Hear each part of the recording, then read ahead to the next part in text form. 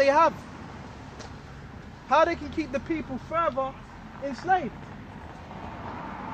That's their agenda. How they can keep the people further enslaved, further in captivity, not thinking. Right? How they can put out distractions. Like I said, Esau doesn't want anybody to think. Okay? He just wants you to be a zombie. I'm living in the world of zombies, but no one's really thinking. Especially about the scriptures. Right? Because you have so-called, you have rebels and anarchists and all these groups, but again, they're not moving by the scriptures. You have a lot of blue, I forgot what they call it, Bible Belt groups and so forth. Okay. But they're not moving according to the scriptures. So all that's going to be of nothing.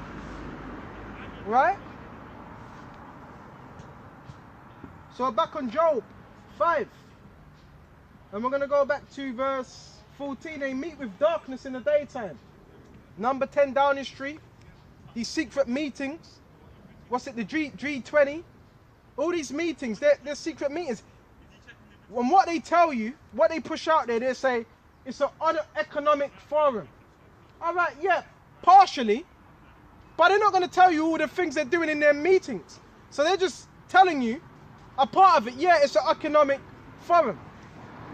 And the economic forum is what? Economy represents what? The whole world. So it's a worldwide forum where they get together and discuss matters. Okay?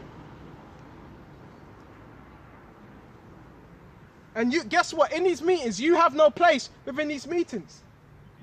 They're discussing how they can further destroy you. Okay?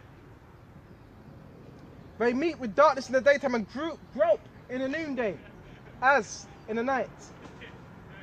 Right?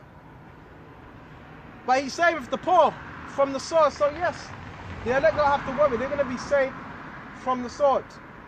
Right? From their mouth and from the hand of the mighty. And right now, Esau, he is mighty because he has a military. Right? He has all these weapons, military tanks, drones. He could just send the drone over to you. Right? But the poor are saved from what? The mouth of the mighty. Right? And it says, so the poor have hope. So we have this hope, which is what? The word. That's our hope. Right? Anything outside of that, it's not hope. This is our hope. This is our foundation. Right? Anything outside of the scriptures, it's not hope. Right? And it says, bear me just a minute. And iniquity stoppeth her mouth. So iniquity is going to be what? Put out. Okay?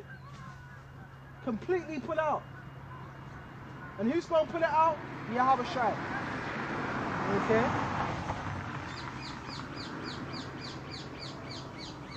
Because the scripture talk about how Yahawashi triumphed over these spirits. Okay? Let's go to Luke 10 and 16. Right? He that heareth you, heareth me. So those that hear the words of Yahawashi, those that hear the words of what we're saying, they hear Yahawashi. And just by that, you could be saved. Just by that. Okay? Just by lending your ear to what we got to say. Okay? And he that despiseth you, despiseth me. So yeah, guess what? If you despise one of the men of the Lord, the hopeful elect, that means you despise Yahawashi. See, men don't think like this. And that's why they end up condemning themselves in their whole camp. Right? And he that despiseth me, despiseth him that sent me. Clear as day. Clear as day. Okay? And 70 returned again. Right? With joy saying, Lord Yahawashi, even the devils are subject unto us through thy name. The disciples, bear me just a minute. Disciples were marveling. Right? Even the devils are subject unto us through that net. That's how powerful the name is. That's why you got to know the name.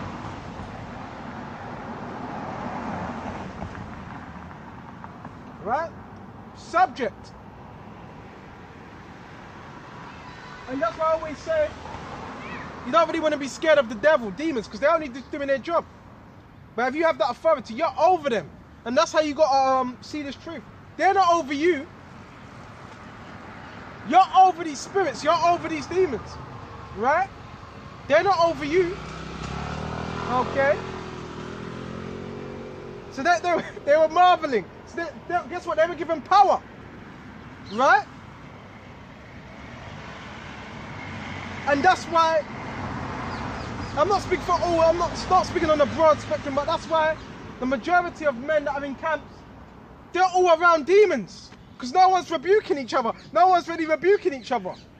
That's why you have what? A camp full of demons. A camp full of what? Legion. That's why you got to get on each other. Don't just gather and Esau this and make sure you're getting on each other. Right? And he said unto them, because I've witnessed that, I've been in the camp, and you're looking around everywhere. Everywhere around you, everyone around you just got demons on them, because no one's rebuking each other. Right? But a certain Samaritan, now I'm moving too fast, and he said unto him, I beheld Satan as lightning fall from heaven, right? That higher state, right? And he is falling. This man is falling day by day, right? And behold, I give you the power to tread on serpents and scorpions. Is this talking about actual scorpion? A black scorpion, you tread on it? No? Right? The power to tread on what? Scorpions and serpents are our people. Our people are what? The serpents and scorpions. We've been given power to triumph over what? These people. In the spirit. Because our people are likened on what? To scorpions and vipers. John the Baptist said, who warned you to flee, you bunch of serpents, and you vipers, 4-4, Yahawashi, Rakata. Right? So we've been given that authority from on high. Just like when they asked Yahawashi, who gave that authority to say these things? Then Yahawashi said, well, if you can answer one thing, John's baptism, was it of the Most High or was it of men? And they what? Fed the people. Because if they say to the people it was of men, then they're feared they'd be stoned. Because they what? Took John what? As a prophet from the Most High. So they were caught up in their own what? Trap. Okay. So anyway, let's continue. And over all the power of the enemy. So you have that power. It's just that sometimes we can be little unconfident. But you have that power. So exercise that power that you've been given. Right? And you know the beautiful thing about teaching this word as well, constant. You're not just getting demons of other people, you're getting demons of ourselves. So the more you're in this word, because it happens. Okay? It happens to all of us. But how do you get rid of that? Through the scriptures. Right? That's why it says, how shall a man cleanse his way? By what? Taking heed according to the words. So how do you cleanse your way every day? By taking heed to the words. By reading this word.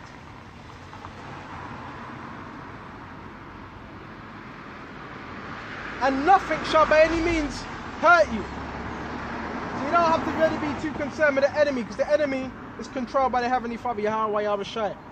Right? Notwithstanding in this, rejoice not. So, in other words, Yahawashi was saying, be humble. Don't let that get to your head. Alright, you're casting out demons, you're healing this person, you're healing that person. Don't let that get to your head. Don't rejoice in that. Not that spirits are subject unto you. They do what you say. Right? But rather rejoice because your names are written in heaven. That's the thing you want to rejoice about. Your names are written in heavens. Right? In the heavens. Right? Rejoice in that. In that hour, Yahweh shall rejoice in the spirit. And said, I thank thee, O Father, Lord Yahweh of heaven and earth. that has hid these things from the wise and the prudent. So these particular things that we read, especially in the gospel, it was hidden from the wise and the prudent. It was hidden from the Pharisees. Because the Pharisees, they were wise and prudent. And these are from Esau. Because Esau, he could be high in what technological advancements, but when it comes to the prophecies, he doesn't know all these things. He doesn't know the mysteries of the kingdom of heaven. Is there a particular breakdowns Esau can teach you? Yeah. But in terms of rap, it's not really given to the wise of this world. These electronical technicians, it's not given to them. Okay?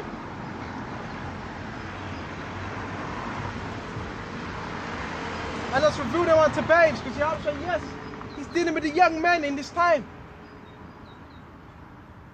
He's dealing with the young men. He's raising up young men to stand up on their feet and be bold towards Yahweh Yahawashi. Okay? Even so, Father, so it seemed good in thy sight. See, it's pleasing in Yahawashi's sight to raise up the young man, the so-called feeble man that may not seem mighty in the flesh, and what? Use him, what? To minister this word. It pleases Yahweh Yahawashi to do that. Okay? All things are delivered to me of my Father, and no man of who the Son is but the Father, and who the Father is but the Son, and to whom the Son will reveal him. So the hopeful would know who the Son is and the Father, because Yahawashi has revealed the Father unto what? His elect. Right? And it says, and he turned him and his disciples and said, privately, blessed are the eyes which see the things that you see. See, Yahawashi said, blessed are your eyes, your mind, because you see these things, right? That we see, right? And it says, oh, come on, man. Bear me just a minute.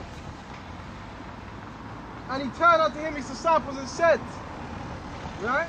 Privately blessed are the eyes which see the things that you see. I tell you that many prophets and kings have desired to see those things which you see. Right? And I've not seen them.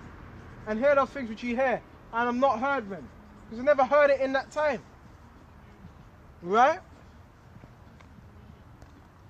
But guess what? They're back here again today. They're here to experience. And you've got to imagine, you had John the Revelator talking about the chip. Alright? You had Daniel speaking about particular events. Alright? Until the books be what opened. Okay. And now these prophets, we believe these prophets are back here again today, so they're seeing all these things. They're seeing these things. Some are still in the spiritual realm. Okay. But the prophets, yes, they're seeing these things. Okay.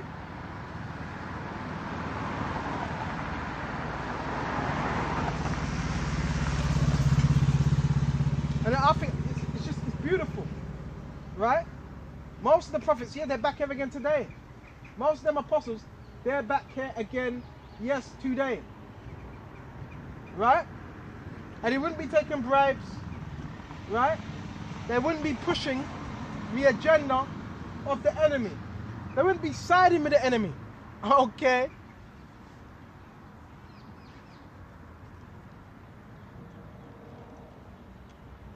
So what we got to do, we got to continue what? To have that faith. Give me just a minute.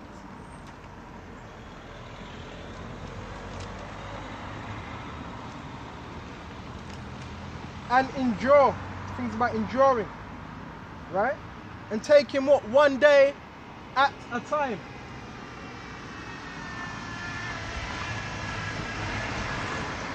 I'm looking for something in Hebrews. The wrong one. Try Colossians instead. Right? You got to be apt to teach, ready to teach, very enthusiastic about teaching this truth. You have to be, right?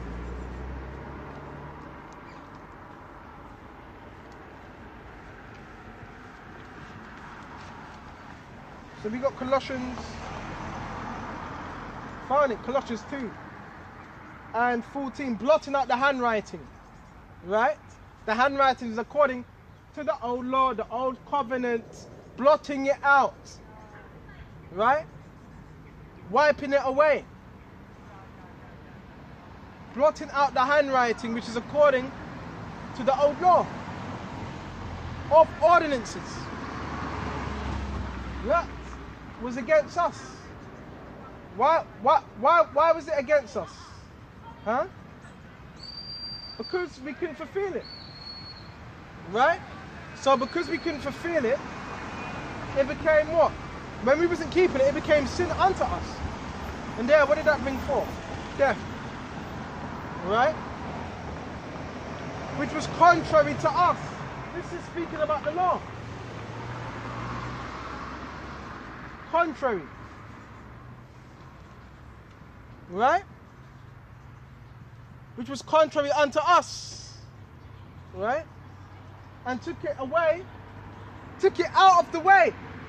Why are men teaching you this? The old covenant, the old law, took it out of the way, removed it. Nailing it to the cross. So when Yahawashi was nailed to the cross, the old law was what? Removed. That's where you get the new covenant. Right? And it says, and having spoiled principalities. Right? So then principalities, them spirits were spoiled. Through who? Through Yahawashi. And that's where you get what? The new covenant. Right? Which is a new promise. And powers, he made a show of them. Okay, the powers that were triumphing. Right? The Romans. Right? Okay? And he made a show of them openly. Triumphing over them in it. So when Yahawashi was nailed to that cross, what does that mean?